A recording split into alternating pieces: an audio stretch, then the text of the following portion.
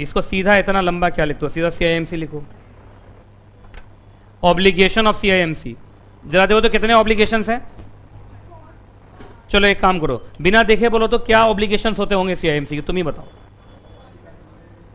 अरे CIMC overall responsible है क्या नहीं? तो CIMC को क्या क्या करना है, पहले तो पूरा का पूरा स्कीम मैनेज करना है, यूनिट होल्डर से पैसा लेना है, पैसे का रसीद देना है, पैसे का सही से अकाउंट्स मेंटेन करना है, पैसा उसी स्कीम में खर्च हो इस बात को देखना है। याद है, स्कीम से उधर उधर पैसा खर्च होना नहीं चाहिए, यही सब काम है ना। चलिए, बाकी यूनिट होल्डर से बातचीत करते रहना है। आइए, पहला, क्या वो रिस्पॉन्सिबल होगा फॉर मैनेजिंग द फंड्स और प्रॉपर्टीज? बोलो, किनके बिहाफ पे? यूनिट होल्डर्स के बिहाफ पे। तो यूनिट होल्डर्स ने किसका मुंह देख के पैसा दिया है? CIMC। तो CIMC तो यूनिट होल्डर्स की हितों की रक्षा करेगा। आगे, क्या वो मैनेजमेंट करते वक्त ड्यू डिलिजेंस, केयर, ये सब का ध्यान रखेगा? ड्यू डिलिजेंस का मतलब हमेशा जागरूक रहेगा, हमेशा क्या रहेगा, केयरफुल रहेगा, है ना। और इस बात का ध्यान रखेगा कि अगर उसके किसी एम्प्लॉय ने या जिससे उन्होंने कोई भी सर्विस लिया है, अगर उसके एक्ट और ओमिशन से कोई भी नुकसान होता है तो वही रिस्पॉन्सिबल होगा। मतलब CIMC मेन रिस्पॉन्सिबल है। जैसे CIMC है, उसका कोई एम्प्लॉय गलती कर दिया तो उसके लिए भी CIMC लायबल है। CIMC ने किसी और को अपॉइंट किया, उसके लिए भी कौन लायबल है? CIMC liable. मेन मतलब यूनिट होल्डर से एक को जानता है, किसको? CIMC को जानता है, बात खत्म। चलिए आगे, अगला, क्या ये RTA अपॉइंट करेगा? बोलो, RTA तो अपॉइंट करेगा। लाखों लाख यूनिट होल्डर्स होंगे, उसका रजिस्टर कौन मेंटेन करेगा भाई? तो RTA करेगा ना। अच्छा, RTA आपको कुछ मालूम है? कुछ लोगों को लगता है रजिस्टर मेंटेन करना छोटा काम है। अच्छा, किसी यूनिट होल्डर ने 1 करोड़ रुपया लगाया और उसका नाम रजिस्टर पे नहीं आया, उसका तो 1 करोड़ गया। तो क्या रजिस्टर मेंटेनेंस बहुत बड़ा काम है क्या? मान लो तुम लोग एग्जाम पास कर गए, ठीक है, हाँ, और रिजल्ट नहीं आया और ICSI में पूछा गया, कहा तुम्हारा तो नाम ही नहीं, तुम कब स्टूडेंट बने हमारे यहाँ? आप बताइए, तुम रजिस्टर मेंटेनेंस को छोटा बात समझते हो क्या? कि रजिस्टर मेंटेनेंस ही सबसे बड़ा काम है। तो इसके लिए अलग से आपको क्या अपॉइंट करना पड़ेगा? RTA। अगला, अच्छा, जब भी ये आपसे मनी लेंगे तो उसका क्या रसीद देंगे आपको? अरे यूनिट होल्डर से क्या लेंगे? पैसा लेंगे ना, तो उसका क्या देंगे आपको? वो रसीद देंगे, रिसीट देंगे, है ना। रिसीट से याद आया, आप लोग भी कभी भी यहाँ फीस जमा करो तो रसीद जरूर लिया करो। बिना रिसीट, अगर आप रिसीट नहीं लेते हैं तो जानते हो, बचपन से पढ़ते आ रहे हो, आप खुद जिम्मेदार हैं। फिर इस बात का ध्यान रखिएगा भाई, पढ़े लिखे लोग हो तुम लोग, इतना तो समझते होगे। हाँ, तुम्हारे मेल पे एक यहाँ से जाता है, जब भी तुम यहाँ फीस जमा करते हो ना तो हमारे कंप्यूटर में एंट्री होती है, एंट्री होते ही ऑटोमेटिकली तुम्हारे मेल पे जाता है कि आज आपने इतना फीस जमा किया और अभी आपका इतना फीस बाकी है। वो मेल ही सबसे बड़ा सबूत है। अगर तुमने मेल डिलीट कर दिया तो फिर गए तुम काम से। ये बात जानते हो कि नहीं जानते हो? बहुत तो पता ही नहीं है ये सब, है ना। चलिए अगला, अच्छा एक बात बताइए, वो जब भी आपसे पेमेंट लेगा, इधर देखो, हाँ जी, तो वो आपको क्या देगा? रसीद। और रसीद के बाद वो सेबी को भी इन्फॉर्म करता रहेगा मंथली बेसिस पर कि कितना पैसा आया और कितना पैसा गया, कितना पैसा आया और कितना पैसा गया। जैसे मैंने बॉक्स बनाया ऐसे बनाओ, चूंकि इसी लाइन में 2 सेंटेंस है। एक तो यूनिट होल्डर को रसीद देगा, वो अलग है, और सेबी को रिपोर्ट करेगा, वो अलग है। तो सेबी को सिर्फ पैसा जो आया उसी का रिपोर्टिंग, की जो गया वो भी? तो तुम देख नहीं रहे हो, रिसीट एंड पेमेंट दोनों पे टिक मारा मैंने। ठीक है, आगे बढ़े। अगला, ये बोर्ड मीटिंग बुलाएगा। क्या बुलाएगा? Board meeting. अच्छा, तुम बोलो सब बोर्ड मीटिंग कहां से? इसके बोर्ड ऑफ डायरेक्टर होंगे क्या? CIMC हमेशा कंपनी होती है। अच्छा, CIMC हमेशा कंपनी है तो उसका बोर्ड ऑफ डायरेक्टर होगा ना। तो ये बोर्ड मीटिंग बुलाएगा कम से कम 2 बार हर 3 महीने में। तो साल भर में कितना बार हुआ? 8 बार। 1 क्वार्टर में 2 बार, तो 4 क्वार्टर में 8 बार। नहीं समझ में आया? 3 महीने में 2 बार तो 12 महीने में, 3 महीने में 2 बार तो 12 महीने में 8 बार। काफी बड़ा मैथ था तुम लोग के लिए। अगला, अच्छा, ये मीटिंग करेंगे जिससे कि बोर्ड ऑफ डायरेक्टर्स आपस में समझ सकें कि प्रोजेक्ट की हालत क्या है, कैसे पैसा आ रहा है, कैसे पैसा जा रहा है। आगे, अरे इधर देखो, इसलिए तुम लोगों ने कभी कभी देखा होगा, मैं चैप्टर जब खत्म हो जाता है और मेरे पास टाइम होता है तो तुम लोग से कभी कोई छोटे छोटे मीटिंग करता हूँ। मैं बात नहीं करता हूँ, नहीं बोलता हूँ गुफ्तगू करना है, तुमसे कुछ बात करना है, फिर थोड़ी देर बात करता हूँ, 15-10 मिनट बात करता हूँ। क्योंकि बात करना बहुत ज़रूरी होता है। अब मेरा काम पढ़ाना है, मैं डेली आऊँ पढ़ा के निकल जाऊँ, लेकिन ये भी तो देखना कौन बच्चा पढ़ रहा है कौन नहीं पढ़ रहा है। तो अगर यूट्यूब प्रीमियर कोई क्लास चली है तो उसको पढ़ा भी है कि नहीं सच में, कि छोड़ दिया है। तो ये सब कल मैंने मॉडल फर्स्ट में किया था, 15-20 मिनट। और बहुत बच्चों ने हाथ उठाया कि सर मेरा छूट गया, अब हम कैसे करें। जब मैं बात करता हूँ तो बताना स्टार्ट करते हैं, और फिर उनको भी याद आता है अच्छा हमसे ये गलती हो गई, अब हमें ठीक करना है। तो कम्युनिकेशन करना बहुत जरूरी है। अगर कम्युनिकेशन करना ना जरूरी होता तो कैसे बोल रहा है कि हर 3 महीने में 2 बार बोर्ड मीटिंग होना ही चाहिए। बोर्ड मीटिंग होने से क्या होता है, डायरेक्टर्स को रिपोर्टिंग जाती है कि सीआईएमसी के अंदर काम किस ढंग से चल रहा है। अगर काम गलत चल रहा है तो फिर उसको ठीक किया जाएगा। मैंने ये चीज़ बहुत देखा है। अब मैं जैसे इंस्टीट्यूट का ओनर हूँ, और मैंने हमेशा देखा किसी स्टाफ से अगर मैं बात ना करूँ 7 दिन तक तो स्टाफ गलत रास्ता पकड़ना स्टार्ट कर देता है। टीचर से अगर मैं 10 दिन में एक बार बात ना करूं तो टीचर ही अलग रास्ता पकड़ने स्टार्ट कर देता है। बच्चों से ना बात करूं तो बच्चा ही अलग रास्ता पकड़ना स्टार्ट कर देता है। लेकिन अगर मैं सबसे थोड़ा थोड़ा बात करता रहता हूं तो मैं देखता हूँ सब एकदम लाइन पे रहता है। ये बहुत ज़रूरी है। आप भी जब कंपनी सेक्रेटरी बनेंगे तो कंपनी में एक डिपार्टमेंटल हेड बनेंगे, तो हमेशा याद रखना अपने डिपार्टमेंट के अंदर के लोगों से बात करते रहना। बात करोगे ना तो उसके मन के अंदर अगर कोई नेगेटिव चीज़ चल रही है तो वो आ जाती है, और आप उसको तुरंत ठीक कर दोगे तो नेगेटिव चीज़ ब्लंडर नहीं बनेगा। फिर जैसे अभी मान लीजिए क्लास खत्म होने के बाद कुछ बात करूंगा, कुछ बच्चों से मैं पूछूंगा, पता करूंगा कि उसका जो चैप्टर हो गया वो सच में उसका हुआ है कि नहीं। तो बहुत बच्चा सोचेगा, कहेगा हाँ सर मेरा 1-2 छूट गया। जहां उसने रियलाइज किया कि 1-2 छूट गया है, फिर वो घर पे जाके उसको करने की कोशिश करेगा। लेकिन अगर मैं छोड़ता रहूं, तुम लोगों से बात ही ना करूं, है ना, तो फिर बात बिगड़ जाती है। तो गाइडेंस बहुत जरूरी है।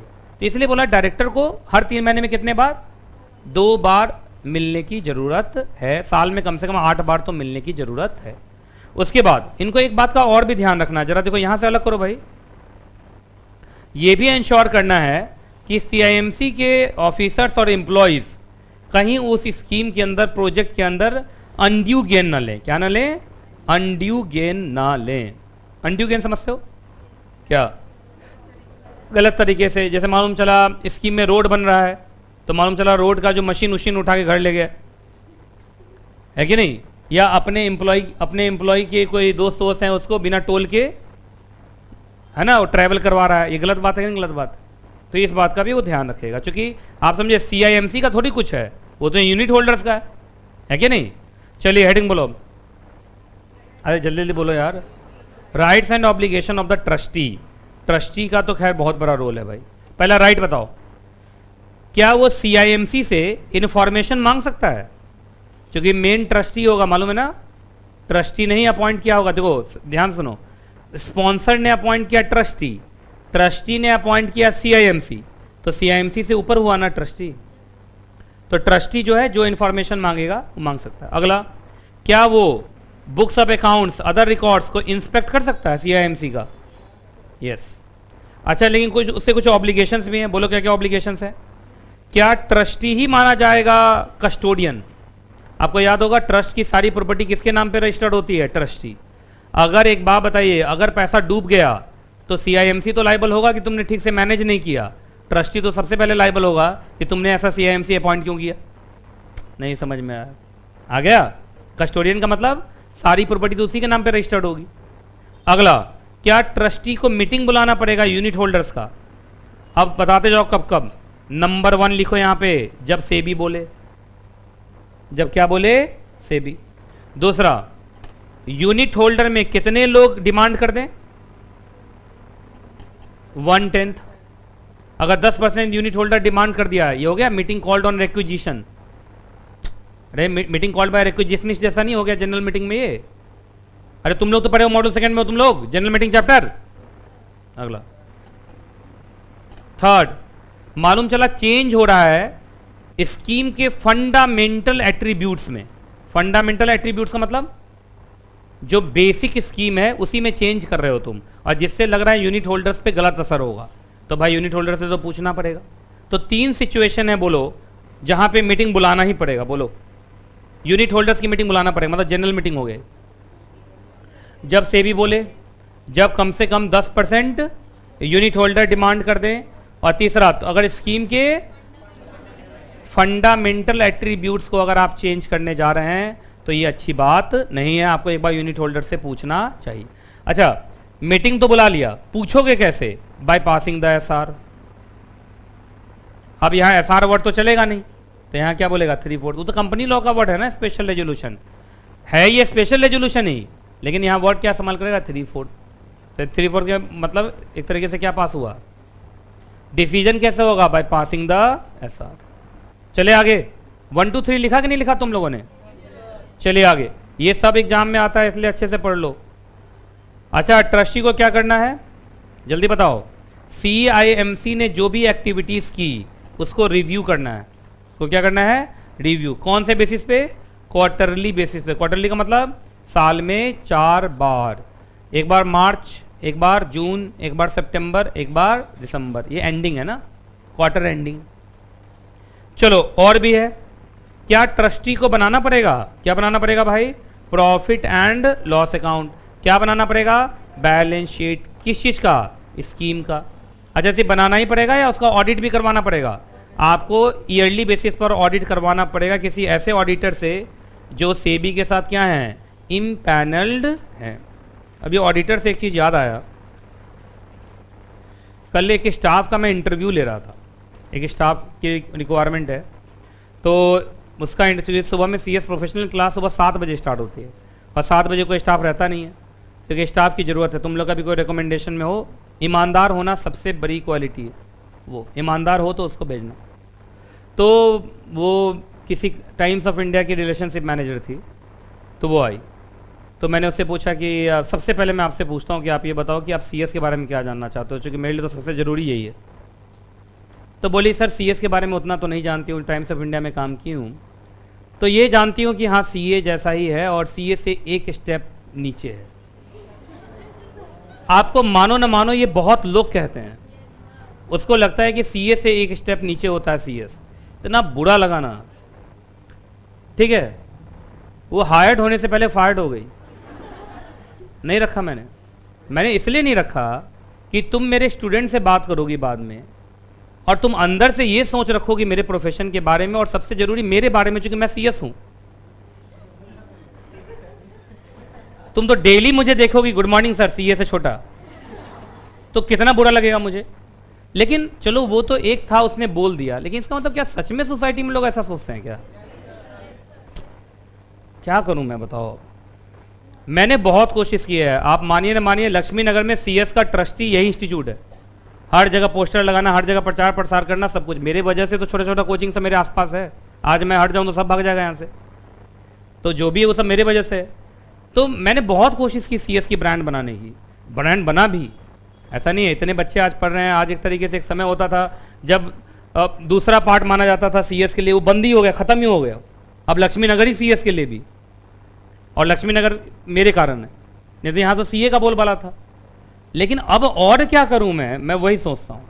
यूट्यूब पे जाता हूँ तो मैं यूट्यूब पे ज़्यादा बोल नहीं पाता। अब मैं ज़्यादा बोल दूंगा तो बहुतों को दिक्कत हो जाएगी, या मैं बोलना शुरू करूँ, एक CS एजुकेशन करके कुछ लाऊं और उस पर डेली CS के बारे में कुछ भी बोलता रहूं,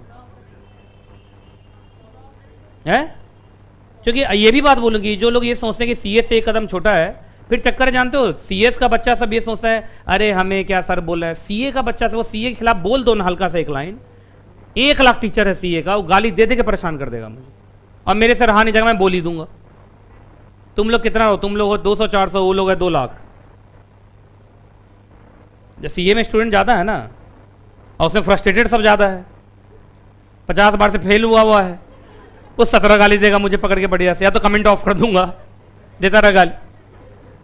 मुझे लगता है कि एजुकेशन सीरीज लाना चाहिए मुझे CS के बारे में। गलत था ये, सुन के बहुत बुरा लगा मुझे। मान लो उसको मैंने नौकरी पर नहीं रखा, पर मैं कितनों को ऐसा करूंगा। कंप्यूटर साइंस बोलते हैं, कौन से कॉलेज से CS कर रहे हो, ये सब तो है ही, लेकिन ये CA से एक कदम छोटा, ये मुझे समझ में नहीं आया। मैंने उसको बहुत जोर से डांटा, फिर मैंने बोला डॉक्टर बना कि इंजीनियर बना, पहले ये बता दो मुझे। तो बोली सर दोनों अलग अलग है। हम लोग ऐसी CS अलग अलग है ना। CA अकाउंट्स टैक्स जानता है और CS स्टॉक मार्केट जानता है, शेयर मार्केट जानता है, और लॉ के हमसे बड़े और बोर्ड ऑफ डायरेक्टर के बाद हम ही हैं कंपनी में। तो हाँ वो तो ठीक है, वो तो ठीक है। लोग सुनने को तैयार नहीं इस दुनिया में, उनको लगता है जो नॉलेज उनके पास है बस वही है, अगर आप उसको सुधारना चाहोगे ना तो आपको बेवकूफ़ समझेगा। ये सुन के मुझे बहुत बुरा लगा। और ये क्या सच में ऐसा तुम लोग कभी सुने हो कि हाँ CA से छोटा होता है, ऐसा कुछ मेंटालिटी है लोगों में? तो या तो मुझे कंपैरिजन बनाना पड़ेगा सीए वर्सेस सीएस, तभी बात बनेगा। ऐसे मेरा कंपैरिजन उससे है ही नहीं, हमारा कंपैरिजन हमें स्टैंड अलोन है। सीए वर्सेस सीए में हो सकता है, सीए वर्सेस सीएस तो कभी जिंदगी में नहीं हो सकता, लेकिन लोग समझते नहीं है। थोड़ा तुम लोग भी यार करो, थोड़ा सा लोगों को समझाओ। मैं देखता हूँ क्लास में भी कुछ बच्चे हैं, मैं देखता हूँ शांत रहते हैं। शांत रहने से नहीं चलेगा काम। इस देश में पॉपुलेशन बहुत है, जिसकी आवाज़ तेज होगी, जिसकी आवाज़ लाउड होगी, वही जीतेगा। सही बोल रहा हूँ कि नहीं बोल रहा हूँ? और जितना आप सीएस सीएस बोलोगे ना, उतना पढ़ने का मन करेगा, और जितना इसको एक कोर्स की तरह सिर्फ समझोगे, उतना तुम्हारा पढ़ने का मन नहीं करेगा। आज इतने साल से सिर्फ सीएस, ओनली फॉर सीएस में इसलिए पढ़ाता रहा हूँ क्योंकि मुझे मजा आता है ये बोलने में कि ओनली फॉर सीएस हूँ। तो इसलिए प्लीज थोड़ा सा बताओ, समाज में बताओ, और खुल के बोलो और जबरदस्ती बोलो। सीए के बच्चा को पकड़ना, सीपीटी वाला सबको, तुम कुछ भी बोलो, इतना बकेगा सीए के बारे में जैसे ऑडिटर वही हो।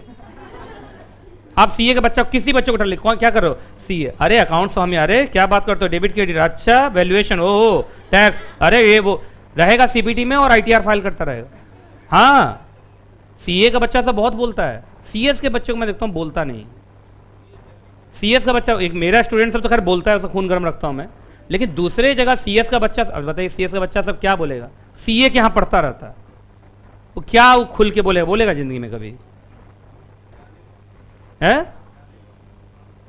ज्ञानी लोग शांत रहते हैं, वाह बहुत अच्छी बात है भाई। ये बोला ज्ञानी लोग शांत रहते हैं। सुनो ना, जब इंटरव्यू होगा ना, जॉब इंटरव्यू, तो वहां बोलना तो कहना ज्ञानी लोग तो शांत रहते हैं ना। अरे अपने प्रोफेशन के बारे में बोलना, इधर उधर के बारे में थोड़ी बोलना है। और ये बोलना पड़ेगा प्लीज, ये बात तुमने सही कहा, लेकिन हर तरफ ज्ञानी लोग शांत रहते हैं। पर वो ज्ञानी है वो कैसे लोग जाना, क्योंकि कभी तो ज्ञान दिया होगा वो, तो जहां ज्ञान देने की जरूरत है वहां तो ज्ञान दो कम से कम। सही बोला कि नहीं बोला? शेक्सपियर ने लिख दिया, नाम में क्या रखा है, हाउस लाइन के नीचे अपना नाम लिख दिया।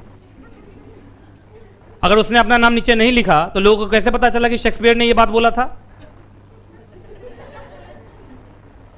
शेक्सपियर ही था ना वो, शेक्सपियर ही तो था वो। अब जरा सोचिए आप। ठीक है हम ज्ञानी हैं, हम कम बोलेंगे, लेकिन भाई बोलेंगे तो जरूर। मैं तो बहुत बोलता हूँ, सच बोल रहा हूँ, आज भी बोलता हूँ। कुछ लोगों को लगता होगा इमेच्योर है इस मामले में, किस बात का इमेच्योर? अपने प्रोफेशन के बारे में क्यों नहीं बात करूंगा मैं? और खूब बोलता हूँ मैं, कहीं भी बोलता हूँ, ट्रेन रिक्शा कहीं भी बोलता हूँ मैं जी। तो आप लोग भी बोलिए अब सीएस बनने पे, और तुम लोग मॉड्यूल सेकंड का मतलब देखिए, मॉड्यूल सेकंड अभी के सिलेबस के अनुसार ठीक है, क्योंकि कल मैंने मॉड्यूल फर्स्ट के बच्चे को बोला है, क्योंकि इनकी हालत देखे तो मैं समझ गया हूँ पास करेगा नहीं बहुत उसमें। मॉड्यूल फर्स्ट में तुम जानते हो सीरियसनेस क्या रहती है बच्चों में, CHEE वाला सब तो ऐसे ही घूमते फिरते एक अटेम्प्ट खराब करता हूँ। मैंने बोला भाई मॉड्यूल सेकंड में फिर भी आ जाना, क्योंकि मॉड्यूल सेकंड फिर भी पास हो जाएगा, क्योंकि 2 MCQ है और न्यू सिलेबस में MCQ खत्म। तो मॉड्यूल सेकंड इस सिलेबस के हिसाब से ईजी चल रहा है।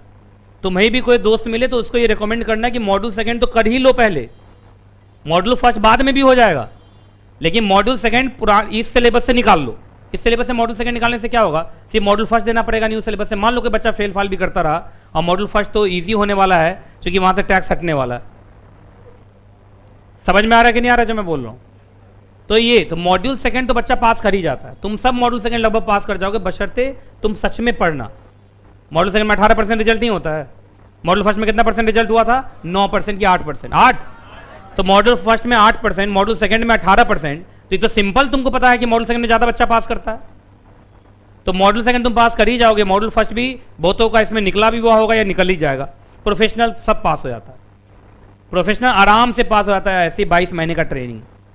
आप सोचो, एक बार बच्चा तीनों ग्रुप देता है, अब तो 2 ही ग्रुप बचा। अब तो न्यू सिलेबस में 2 ही ग्रुप है ना।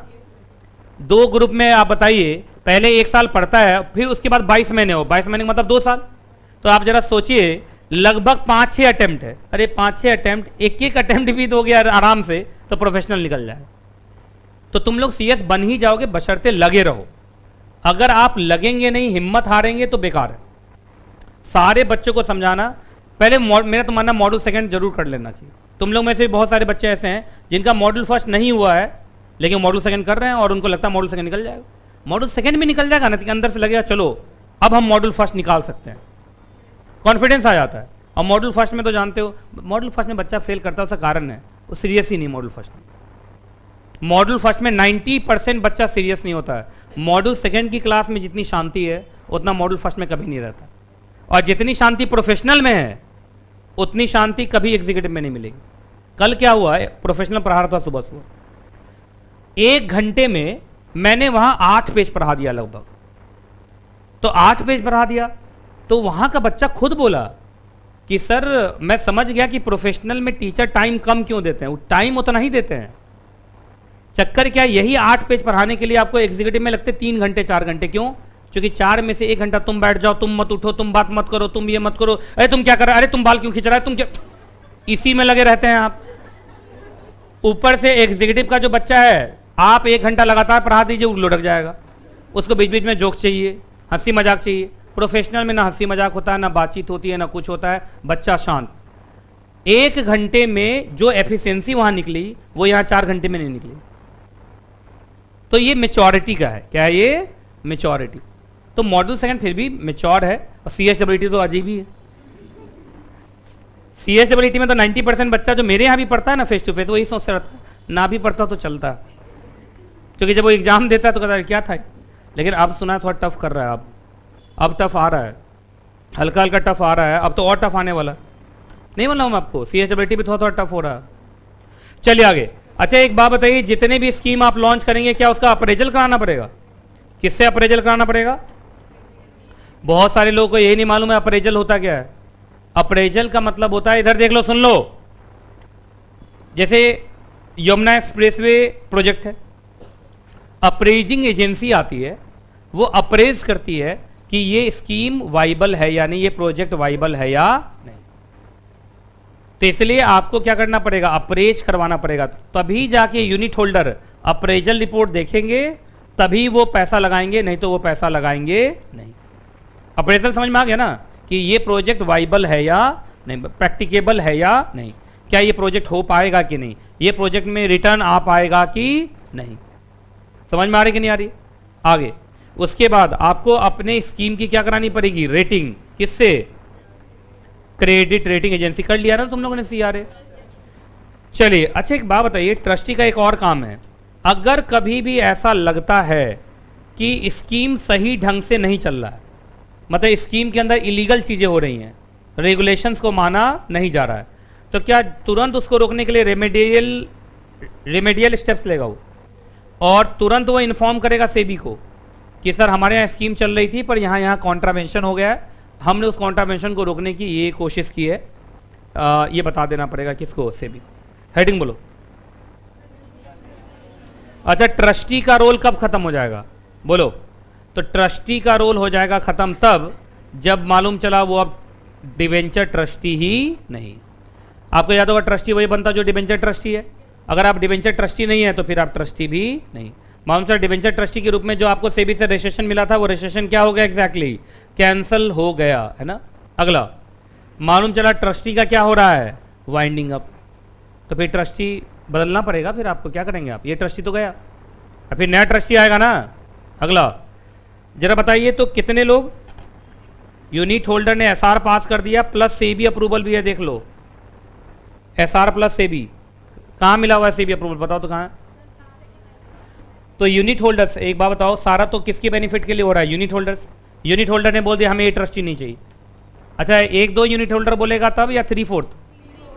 और प्लस सेबी भी अप्रूव कर दे उस रेजोल्यूशन को, तो भी ट्रस्टी को हटा दिया जाएगा। अगला सेबी ने डायरेक्शन दे दिया हटाओ इसको, किसके इंटरेस्ट में? यूनिट होल्डर के इंटरेस्ट में। हो सकता है ट्रस्टी बार बार सेबी CIS रेगुलेशन का कॉन्ट्रावेंशन कर रहा हो, है कि नहीं, तो उस केस में सेबी भी हटा सकता है। आगे मालूम चला बेचारा ट्रस्टी खुद ही बोल दिया किसको? CIMC को एक नोटिस दे दिया। कम से कम कितना दिन पहले का नोटिस देगा? 3 महीने पहले का नोटिस। मतलब प्रायर नोटिस कितने महीने का? 3 महीने का, कि भाई अब हम ट्रस्टी यहाँ रहना चाहते नहीं है। तो क्या रिजाइन कर रहा है वो? अरे बोलो, वो क्या कर रहा है? रिजाइन कर रहा है। पर रिजाइन आसान है या पहले नोटिस देना पड़ेगा? किसको देना पड़ेगा नोटिस?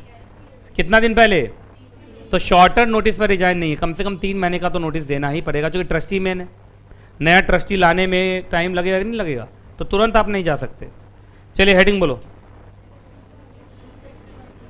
शुड नॉट पे टिक लगाना।